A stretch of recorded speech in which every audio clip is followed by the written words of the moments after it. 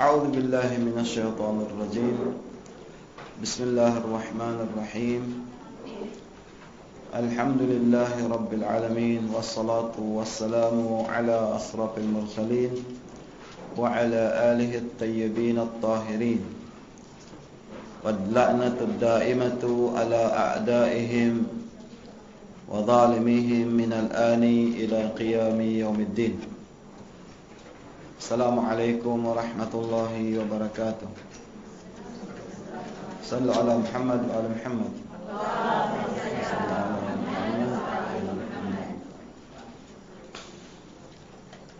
Qala Allah subhanahu wa ta'ala fi kitabihil karim,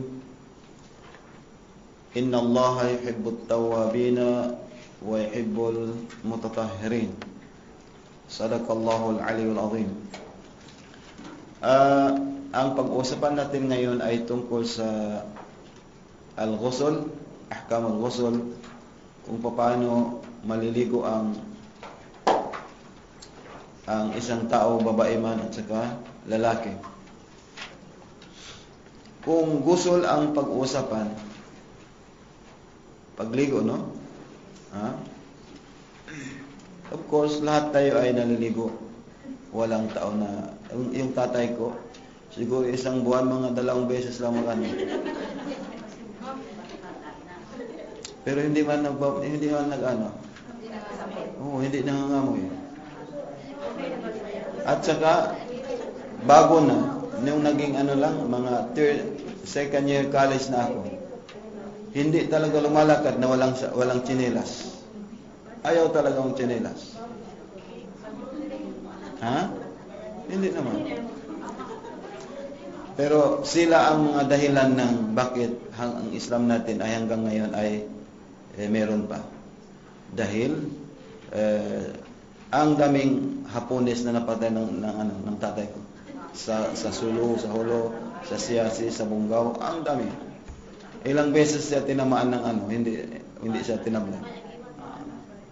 Iwan natin. Yun. So, yung kung ang pag-uusapan ang ghusl, lahat tayo ay, iwan ko naman, bakit? Yung mga sila, no? Marami akong nakikilala o nalalaman ng mga matatanda, hindi naliligo talaga. Pero tayo, sa isang araw, mga 3 beses naman maliligo. Nangangamoy pa rin.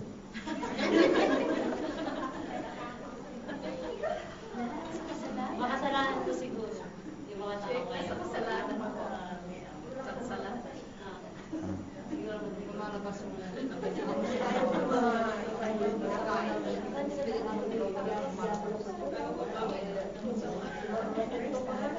ngayon. Ngayon nga parang nakaamoy na ako ng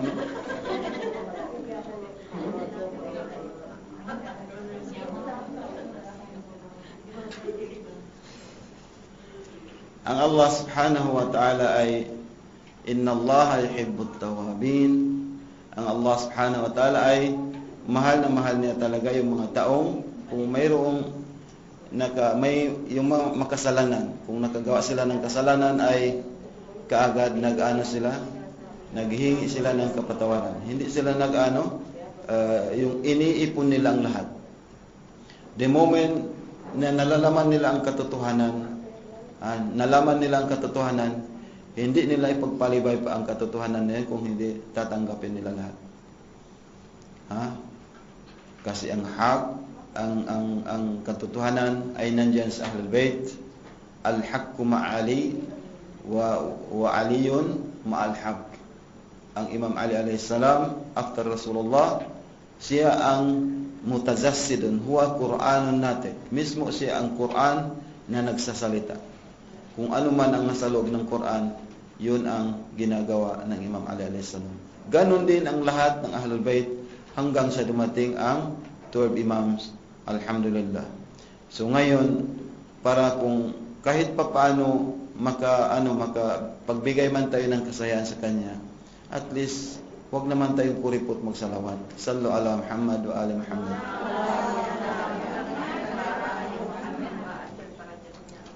Alam ba ninyo kung minsan na may dumarating sa atin na dumaraing tayo, no? Ito nangyari ito sa Iraq at itong mga history na nangyari sa between Iran at saka Iraq, no? May mga nabibilanggo na jail tapos pinag-anuhan ng anong tawag doon? Ni-islas ganun. Ha? Yung nakapagsasabi ng Ya Mahdi adrikni, yung sabi na Ya Mahdi tulungan mo ako. Ha? Kahit gaano kalakas ang pagpalo sa kanila, hindi dumarating sa kanilang katawan. Pero nakita ng isang pinakamalaking ulama, yung palo ng ano na yun, ay mismo nandoon ang 12 imams, patamain niya doon sa katawan niya. Para lang hindi matamaan yung mga followers ng Ahlul Bayt. Dahil sa pagtawag na Ya Mahdi, yung totoong nagmamahal talaga sa Ahlul Bayt, insyaAllah subhanahu wa ta'ala, makikita mo kung saan, kung maghihingi ka ng tulong sa Allah ta'ala, yung nasa yung sinasabi natin du'aul ghariq, yung wala ka nang mapuntahang iba, nasa corner ka na ng wala na talagang way except sa panahon na yan ay nangailangan ka ng tulong, nandiyan ang Hazrat Fatimah Zahra, nandiyan ang Imam Mahdi. Yan ang pagmamahal. So, ang Muslim, isa sa mga katangan ng Muslim, kung malalaman nilang katotohanan, ayun ay hindi na ipagpapaliban insyaAllah, at matatanggap nila yun dahil yun ang Quran, ang kautusan ng Quran ang Karim. Kaya nga sinabi ng Allah Ta'ala, Inna Allah yuhibbut tawabin, ang Allah Ta'ala ay mahal na mahal niya ang yung servant niya na naghihingi ng kapatawaran sa kanya, at yuhibbul mutatahhirin, at gustong-gusto rin ng Allah Ta'ala at mahal na mahal niya yung mga taong nagpipurify ng kanilang sarili. Nagpipurify ng kanilang sarili. Naglilinis ng kanilang sarili, hindi lang sa yung mga external impurities, yung marurumi sa labas, kundi unang-una mismo sa ating puso. Kasi yung paglilinis dapat manggagaling muna sa loob. Internal purification, dahil yun ang magdadala sa atin sa right path. Kahit gaano man natin kalakas natin magsambayang, kung wala tayo sa katotohanan, ay walang atharing, walang effect. Kaya sinabi natin sa ayat na yung inna salata tanha 'anil fahsai wal munkar, yung sambayang dapat maka-reform ng iyong sarili, maka-reform ng iyong sarili, that will bring somehow a real person. Yung person na talaga na may nagdadala ng nandiyan talaga sa iyo ang bilang model ng Islam. So, yan ang aral na makukuha natin sa Quran at saka nanggagaling sa mga Ahlul Bayt. So, dahil ang pag-uusapan natin pagpaligo o kaya paglilinis o purification, unang-una talaga dapat i-purify natin ang nasa loob ng ating puso. At i-purify natin kung ano ang kakainin natin. Fanduru ila ta'amikum. Hindi ibig sabihin doon na sabihin natin na tingnan ninyo kung anong kinakainin, hindi yung kakain na yung material pagkain, hindi. Yung ilmu na nakukuha natin, dapat tingnan natin kung saan nanggaling, sa Quran ba yan o sa hadith o sa ibang Okay, kung bigyan natin ng kalugan na yung ta'am na halimbawa pagkain na material, okay, tingnan natin yung pagkain na yun, saan ba yun nanggaling? Galing ba yun sa pawis natin o hindi? Halal, okay, so kay haram. Yun dapat ang unahin natin, na linisin ang ating yung niloloob o kaya internal purification bago ang itong external. Ang pag-usapan natin ngayon ay tungkol sa pagpaligo o kaya hadath al-akbar, kung saan mawajib o kaya maobligatory sa atin ang pagpapaligo kung mangyari itong sumusunod na ito, no? Mujibatul hadathul akbar. Yung hadath o kaya yung halimbawa, kailan ka pwedeng maliligo? Kailan mawajib sa iyo ang pagpaligo, no? Yung hindi ordinary bathing, no? Hindi yung araw-araw. Mawajib ang pagliligo natin kung halimbawa Yung mga may asawa, Yeah. yung mga may asawa, ayan, ano na yun, wajib sa kanilang dalawa, sa babae man at saka sa lalaki ang pagpaligo. Mamaya inshallah, ikuan natin kung paano ang pagliligo. Ang pangalawa, kung mayroon mang lumabas sa kanila, yung mga husband and wife, yun, mawajib din ang pagpaligo. Ang pangatlo ay haid. Kung halimbawa, mayroon kayong haid, yung, ano yan? Yung monthly period, o kaya monthly menstruation, wajib din ang pagpaligo sa inyo. Pero itong ahkam, bukas natin pag-usapan kasi hindi maabot pa, I'm sure hindi natin maabot yan. Pang-apat ay kung ang tao ay may nipas. Anong nipas? Yung galing pa, bagong panganak, 10 araw yun. Inshallah, pag-usapan din natin in detail sa next meeting natin. Ang panglima ay al-istihadatul mutawassita at saka kathira. Yung istihada, anong istihada? Yung dugo lumalabas na after monthly period. Halimbawa na ang wakto mo, ang karaniwang pag monthly period mo is 7 days.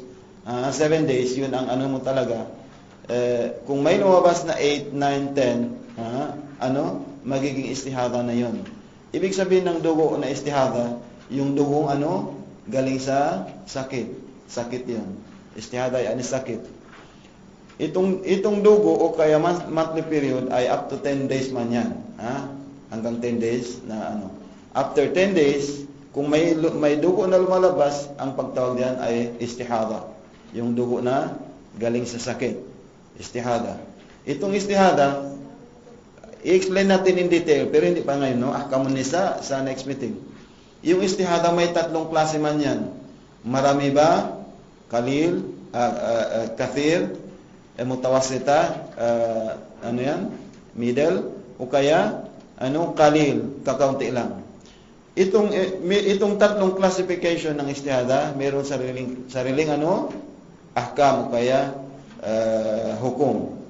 Mayroon hukom sa every kind. Yun ang panglima na mawajib tayong maliligo o kaya ghusl.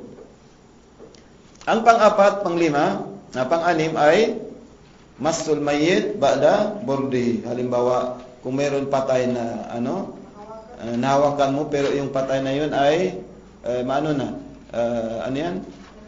malamig na. Malamig na. Yun ay wajib kung nakahawak ka ganyan, mo dapat maliligo ka kung magsambahayan ka. Kasi wajib ang hukuman nun. Yun ang mga syarat o kaya dahilan kung bakit magkakaroon tayo ng pagliligo, no? Ano ka mo? Anything? Okay. Yun ang mga syarat o kaya condition kung kailan magiging wajib ang pagpaligo natin, gaya ng nabanggit nating 7 or 6 classification. Yun. Ang pag-usapan natin ngayon, paano halimbawa, kung halimbawa paano bang pagliligo natin? Babae man o kay lalaki? Of course, unang-una talaga na anong gagawin mo? Magniyat ka.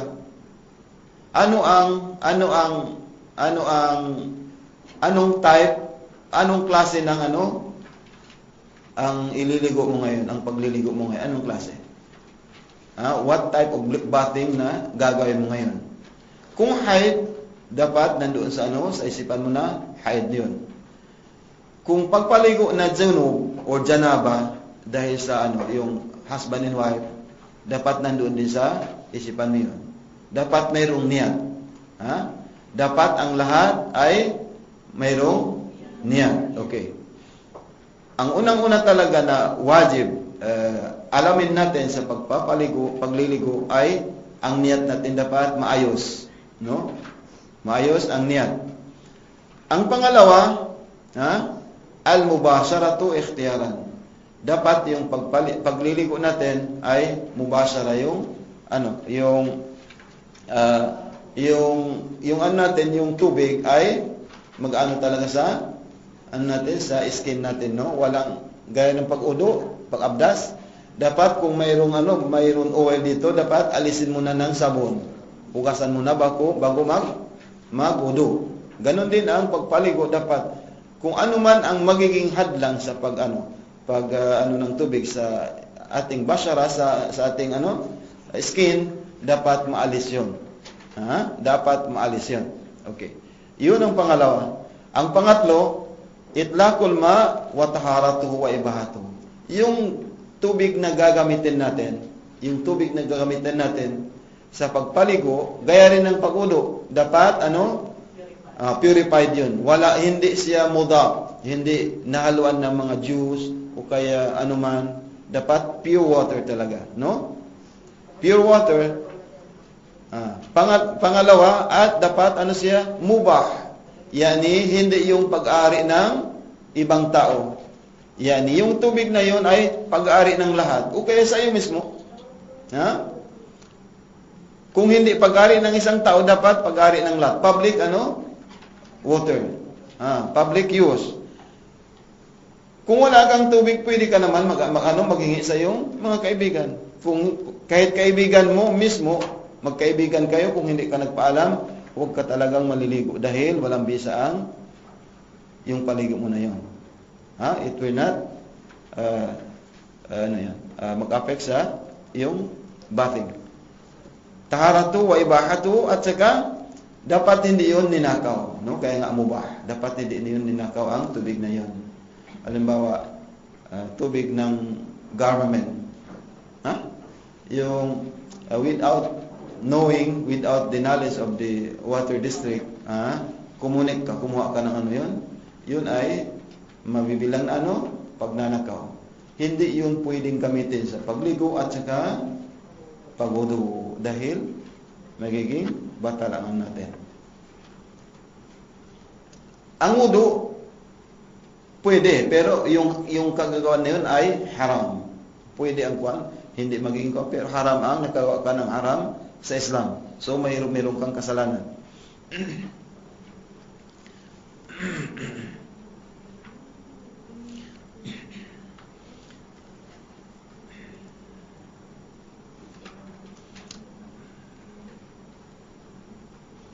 Yung pagliligo natin, no? Halimbawa, marami kang gusol. Halimbawa, ako ngayon, kayo pala. Juma'a, Friday, no? Sunnat, mustahab ang merong paligo doon. Yung pagliligo sa Juma'a, Friday, okay? Nagkataon yung na yun, sa Friday na yan, meron kang period. Atin niya, end of your monthly period. So, wajib mag-ano ka. So, meron kang dalawang gusol na sa panahon na yan. Anong gagawin mo? Pwede bang isang niyat lang? Dalawang niyat o kaya isa? Pwede yun. Pwedeng isang niyat lang, madadala yung sunnat. Yung pagliligo sa bilang high monthly period ay wajib, yan ay obligatory. Pero yung pagliligo sa sa Friday ay sunnat, no? So madadala yung sunnat sa pagliligo ng isa lang ang niyat mo. Sabi mo na maliligo ka sa hindi Friday. Maliligo ka for the sake ng junubul, haid. Haid. Ano mo talaga sa isipan mo? Haid. Madadala na yung ibang Okay, hindi. Halimbawa may asawa, may janaba ka. Tapos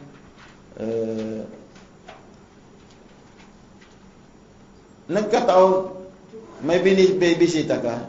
May bisita, hindi ka pa nakapaligo. Dalawa na yung wajib, no? Nag-end yung Juma'a. Yung monthly period mo. So tatlong klaseng gusol 'yon, di ba? Tatlong klaseng gusol. Yung janaba, isa, yung pangalawa haid. Ang pangatlo Jum'ah. So anong gagawin mo? 3 yun. Ha? Isa lang ang ano mo, yung pwede, mayroon dito ikhtilaf, pero ang karamihan nagsasabi, isa lang ang anuhin mo, yung janaba, madadal lahat, at wala ka nang anuhin, wala nang udu, wala nang abdas pagkatapos. Wala nang abdas pagkatapos ng wudu, ghusl. Mamaya elaborate natin further. Ang klase ng pagliligo ay mayroong 2 klase. Mayroong 2 klase ng pagliligo. Unang-una, ang isang classification ng bathing is wajib. Ang wajib sa bathing o kaya pagliligo sa ghusl ay gaya ng janaba, isa. Haid. Anong haid? Monthly period. Ano pa? Yung nipas. Yung ghuslul nipas. Anong nipas? Pagkatapos ng mga anak, wajib yun. Janaba, haid, nipas, ghuslul mayit, wajib din yun. Astaka, yung istihada na kathira at saka mutawassita. Yung kathir, marami. 3 man ang istihada mamaya. Bukas, inshallah, i-explain natin. Hindi pa ngayon. So, yun ang mga wajib na dapat,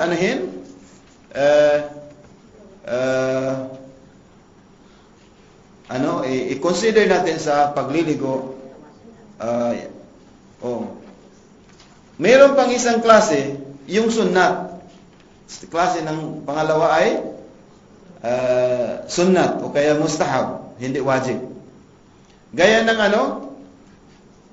yung paligo na sunnat o kaya mustahab ay gaya ng Jum'ah, ghuslul Jum'ah, paligo sa araw ng Friday.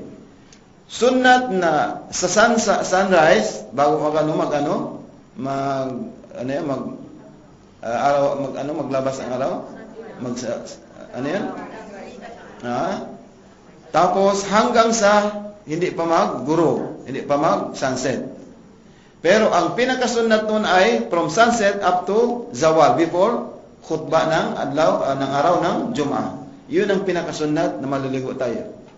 Sunnat ang paligo sa araw ng Jum'ah, at ang sunnat din ay sa sunrise up to sa zawal. Yun ang pinaka mabuti.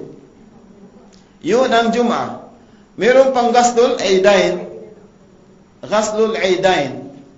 Yung maliligo ka sa 2 Eid. Yung Hari Raya. Alam ba ninyo yung Hari Raya?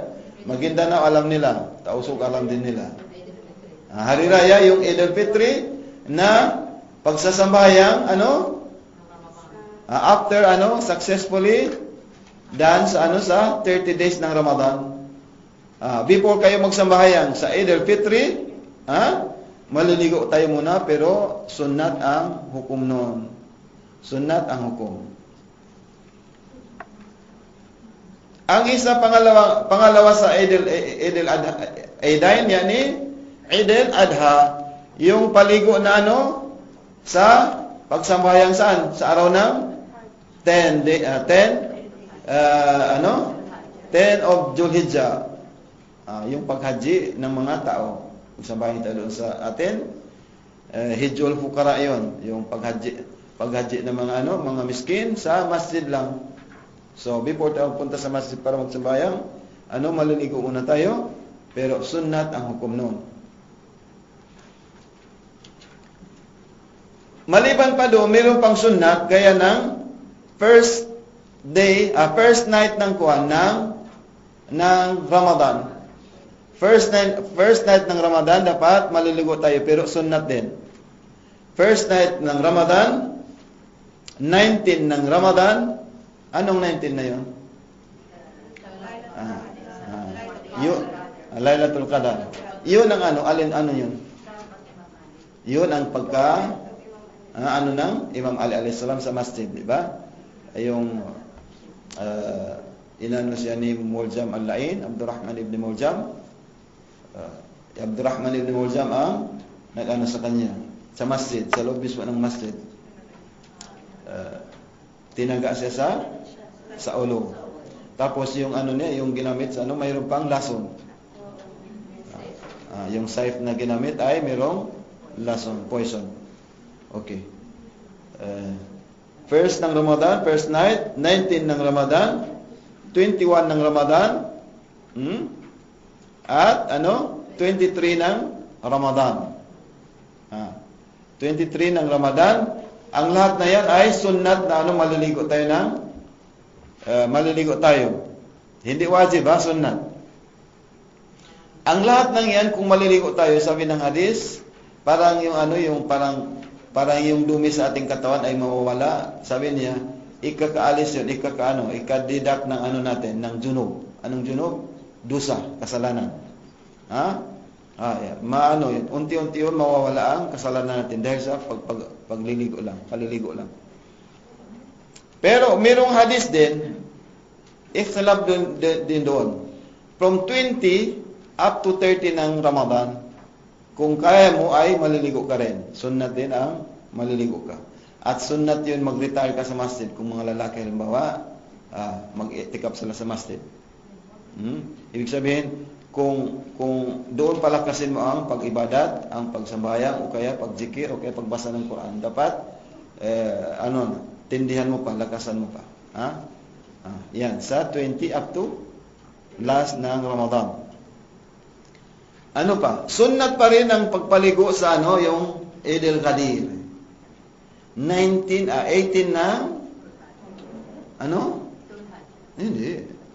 18 ng Zulhijjah, yung sa araw ng declaration ng leadership ng Imam Ali alayhi salam, di ba? Yung ayat na ya ayyuhar rasulu balligh ma unzila ilayka min rabbik wa in lam taf'al fama ballagta risalatahu wallahu ya'simuka minan nas innallaha la yahdil qaumal kafirin. Yan matatagpuan natin pala, nagkamali kahapon. Sa Suratul Maidah, ang sabi ko 55, hindi 55, 67. I'm sorry nakita kanina. Ang nakasulat doon 67, pero ang pagkasabi ko ay 55. Kasi magkatabi sa yung Suratul Nur na 55. Ang nakita ako, sabi ko dapat ako. Ano yan? Wala pa namang defect ang mata ko. Pero hindi ko lang na 67 na Suratul Maidah. So 18 yun, bumaba yung ayat na yun, 18 ng Zulhijjah. So sunnat, maliligo tayo. Meron ding sunnat, 2 rakaat magsambahayan ka. Sunnat, 2 rakaat magsambahayan ka. Pero hindi yun ang topic natin, pagliligo, no? Ang topic natin, pagliligo, sunnat, maligo ka sa 18. Halimbawa, ngayon, tonight is 18, maliligo ka. Sa sunset. Sunnat yun. Ano pa ang sunnat? Sunnat paano kung halimbawa yung salatul istisqa, yung sambayang na halimbawa maghingi ka ng ulan. Halimbawa walang ulan, no? Walang ulan kung ilan buwan na tahon na halimbawa. Tapos mayroong maghihingi ng ulan, maglilid mayroong maglid na imam. Yung sasama dapat maliligo sila ng yung paligong istisqa, salatul istisqa, yani request from Allah na uulan. Sunnat din ang pagliligo natin, istisqa, salatul istisqa. Pero ang tawag doon ay ghuslul istisqa. Maliligo ka for the sake na para para malinis ang ating katawan. Para malinis ang ating katawan kasi maghihingi ka ng ulan. Diyan hindi pa nga natatapos talaga ang ulan. Maraming beses na doon sa atin nangyari. Yung mag-lead diyan, yung mag-iimam dapat hindi makasalanan. Kasi kung magkasalanan nakakahiya. nakakahiya ano magiging kahin, wala hindi ka malayo ka pala sa Allah, malayo. So diyan mapoprove kung gaano ka close sa Allah. Kung gaano ka kamahal ng Allah subhanahu wa ta'ala. Kasi kung hindi effective ang dua mo, hindi uulan. Di ba? Yun. So, yun ang mga sunnat na dapat kung magniyat tayo na maliligo, yun, wajib at saka sunnat. Ngayon paano ba ang style ng pagliligo natin?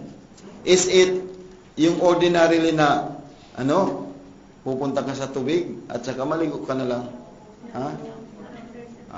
Hindi. May dalawang klase. May dalawang klase ng pagliligo. Tartibi at saka immersion at saka sequence at saka immersion. Yung immersion, mamaya. Yung tartibi, ang ibig sabihin ng gaslut tartibi, sequence, no? Meron kang step by step. Paano ang gaslut tartibi? First, paliguan mo muna ang ulo mo from your head up to dito sa neck. Itong neck. Kuha ka ng tabo at paliguan mo. Kaya kung hanapya, iano mo ang niyat mo na from here ay sa ulo mo pati hanggang sa neck ito. Dapat talaga. Halimbawa natapos na 'yon, nabasa na lahat, nabasa na. Pangalawa sa kanang kamay, dihul ng right side ng iyong katawan. Right side ng iyong katawan magsisimula sa dito sa agaban natin, shoulder natin, hanggang sa baba, hanggang sa sa paa. Itong right half ng natin, katawan natin ay dapat paliguan natin. Aside from yung ulo, Pangalawa, first ulo hanggang neck, hanggang dito. Pero mustahab o kaya sunnat na mo rin hanggang dito, i-include mo rin, isama mo rin. Ang pangalawa ay yung yung right half ng iyong katawan, right side ng iyong katawan, galing dito hanggang sa itong natin, yung half talaga. Hanggang sa paa. Hugasan yun ng tubig, dapat mabasa siya lahat. Siguraduhin mo na basa yun lahat hanggang sa likod mo. Kung hanap niya, walang problema kasi ilang beses mo mo ang katawan mo. Pero with the intention na yun ang hugasan mo sa right side. Kung halimbawa, sigurado ka na, yakin ka na, nabasa na ang lahat ang right side mo ng iyong katawan, mula dito hanggang sa paa. Pangatlo ay hanggang sa left side naman ng iyong katawan, hanggang mula sa sa shoulder, itong natin, papunta sa kaliwang paa, hanggang sa kaliwang paa, hanggang sa baba. Lahat 'yun. Dapat mabasa talaga, walang maiiwan na hindi nabasa. Siguraduhin mo talaga nabasa ang iyong lahat ng iyong left side, side ng left half of your body. Yun ang tinatawag natin ay tartibi. Ang pagtawag doon ay ghaslut tartibi, yani sequence, taritib. Sa amin taritib.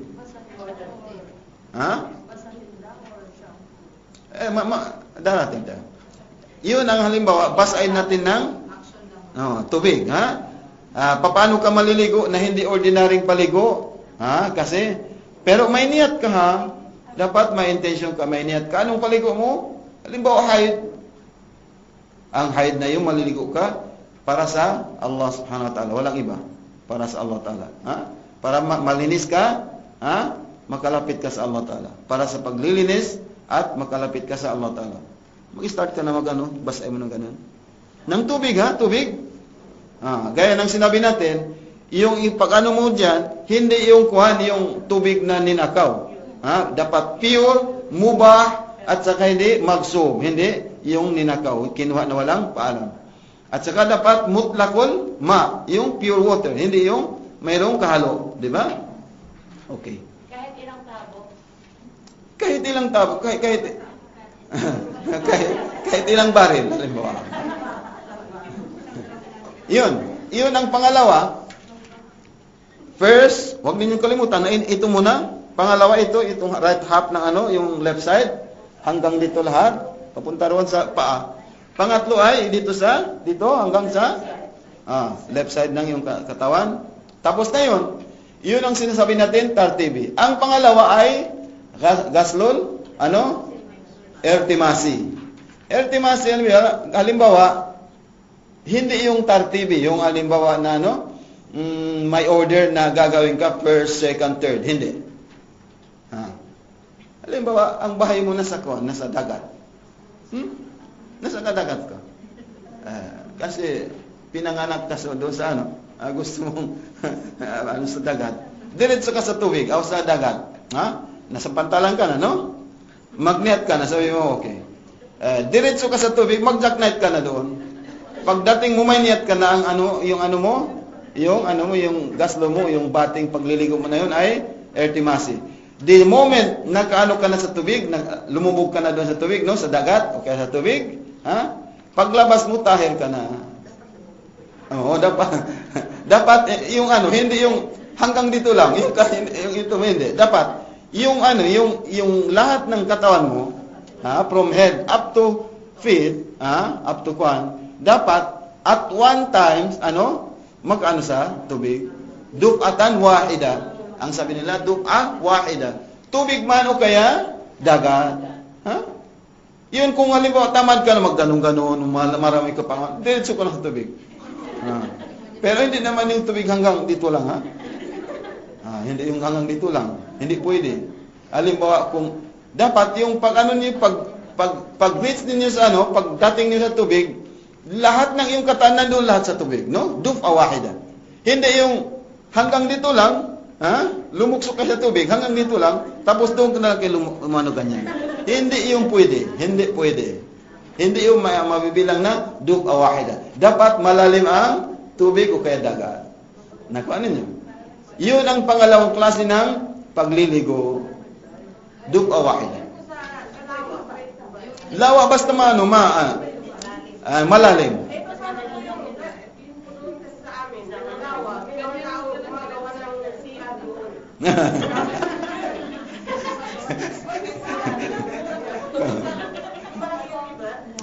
Kaya nang sa Laguna.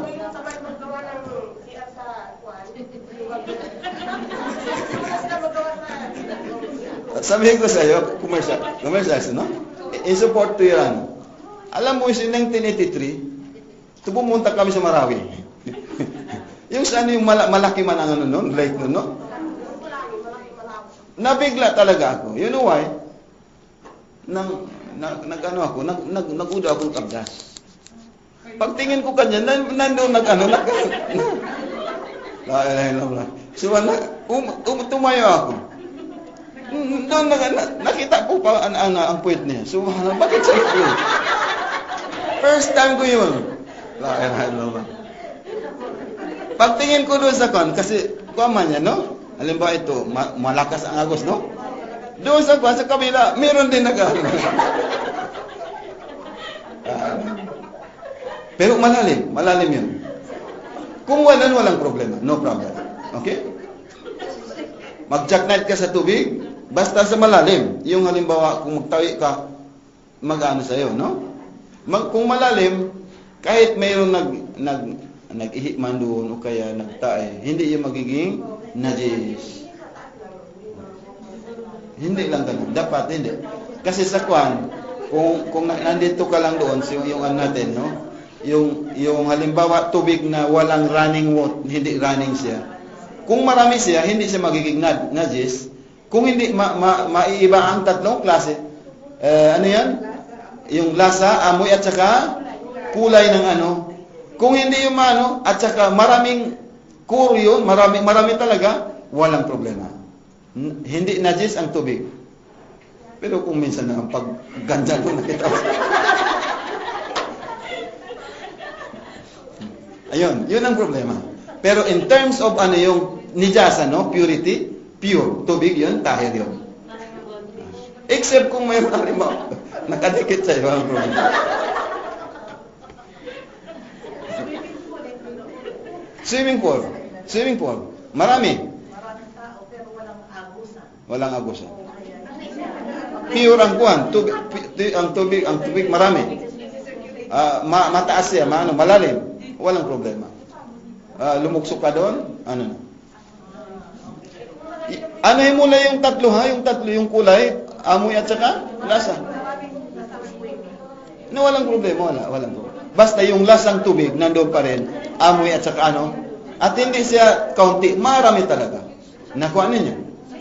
Yun, irtimasi yun. Yani, dub'a wahida, magano ka doon, pwede.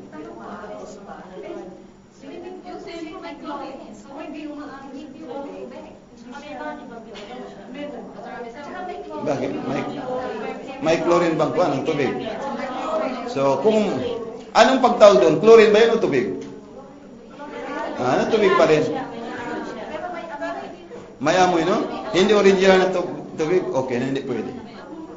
Kung maiibang mo, kaya nga tatlo. Huwag ninyong kalimutan, kung maraming tubig, basta hindi lang maiba itong tatlo. Yung originality ng pure water na yon, hindi siya najis, tahir siya. So, yung halimbawa, gaya ng sinabi natin kanina, yung running water, mayroon, kahit na may doon nag-ihi doon sa taas, hindi yon najis, hindi ang najis. Pero, sa atin, kung minsan kasi tabi, naturally, tayo parang nakikita natin, nakikita doon sa taas. Doon sa lake, ganun nangyari. Hanggang ngayon, meron pa rin. Kaya kung pangalawang araw, sabi ko, lugi ako nito. Ganon din ang ginawa ko. Oo. Doon na. Talaga ho. Tapos, nang makawi kami doon sa Marawi, sabi ko, I am very proud. Sabi ng kapatid naman, bakit? Bakit, Brad?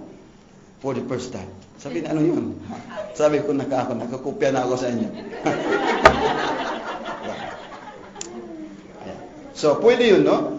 Yung irtimasi, duf'a wahida. Huwag ninyong kalimutan, kung ayaw niyo sa yung tartibi, yung tatlong order na yun, no?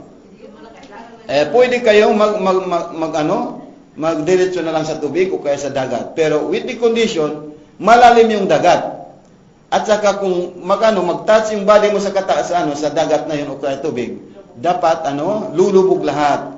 Hindi yung lang yung halimbawa dito sa labas. Tapos saka pa lang mo ganyan. Hindi yun pwede. Batin, not counted yun. So yun ang pangalawang klase ng ghusl sa Islam. Maliban doon wala na. Hindi pwedeng maliligo ka lang, magniyat ka lang tapos ka. Kahit ano kaya ng ginagawa ng iba. Halos na ganun. Ganun kami noon. Ganun kami. Na basta maligo lang, may niyat, Friday ngayon? Okay, maligo ako. May niyat. Usali, naway turap al-hadas, masala. Hindi yun. Noon mali. Ngayon, very strict talaga. Para siguro, sino nagturo sa atin? Rasulullah. Ganun ang ginawa ng Rasul sallallahu alaihi wa sallam. Yun ang last topic natin tungkol sa ghusl. Kung may kung hanggang doon na lang siguro yung ahkam sa next meeting. Kasi kung ahkam ito, medyo mahaba, hindi natin maubos ngayon. Kasi ang pag-uusapan natin sa last ko, ahkamun nisa. Ahkam ng kung paano ang mga babae na halimbawa meron silang istihada, haid at saka iba. Ang pinag-usapan natin ngayon kung paano ang pagliligo, paano siyang maliligo at may wajib at saka may sunnat. Inshallah, huwag ninyong kalimutan yan. Amma, yung halimbawa, saan bang mauna? Pwede tayo mag-shampoo, hindi magsabon.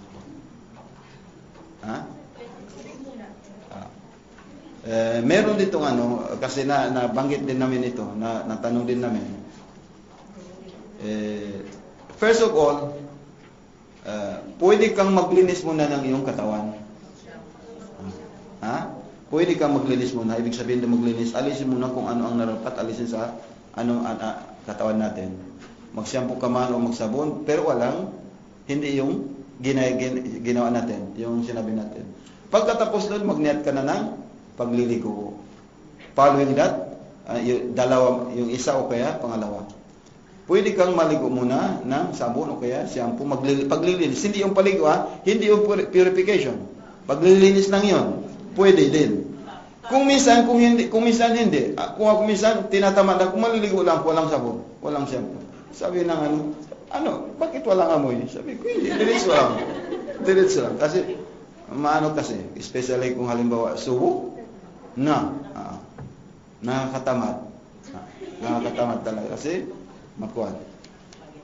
maginam. So, yun, inshallah, kasi yung tanong kanina ni sister, akala niya doon, sabi niya, pwede bang magsabon muna? Okay, pwede. Pwede kang magsabon muna, shampoo, maglinis, tapos, saka pa maliligo ka ng Pero matutuyin yung Hindi na, no. Pangalawa, kahit hindi ka magsabon, anyway, pwede ring alisin. Basta alisin mo lang kung mayroong dumi sa sa katawan. Alisin mo lang yun. Pwede ka diretso tapos wala na. Kung janabang mo ang paligo mo, hindi ka na mag-udo afterwards. Hindi na. Kaya diretso ka na magsambahayan sa sajada inshallah. Ganon din ang height. Ganon din ang height. Diretso ka na huwag ka lang mag-utot. Tatanong. Ang tanong ko ngayon, ano yan? diretso na magsasali. May dalawang pa dyan. May dalawa. Ang isa, hindi na. Ang karamihan after junub, diretso ka na sa Pero sa haid, hindi. Haid, after paligo, gusol, mag-abdas ka. Yan karamihan sa mga kuwan. Sa atin, yung sinasamahan ninyo, dapat mag-udok ka. Yan. Kaya ito last study. So, ano pa yun sinabi ko kanina?